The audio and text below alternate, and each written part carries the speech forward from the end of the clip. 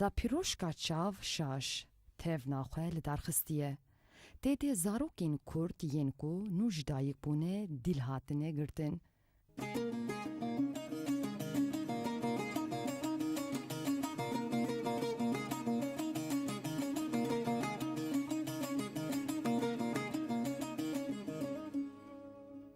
هیکن دلگرتی ناوین ترکان انجی عربان لوان هاتیه کرن و ناوین کردی بخطین سور هاتنه قدخه کرن.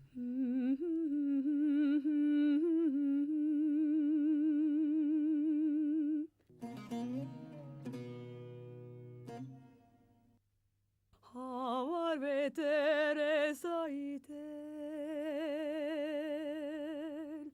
havar ve teresaitel,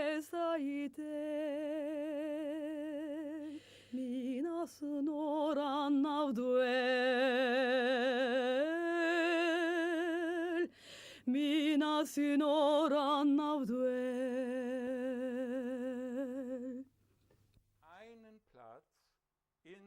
Di sed sala borî de hunermendên Ewropî dixwestin ku cihê xwe di navbera du şêweyan de bigirin û hunera xwe destnîşan bikin.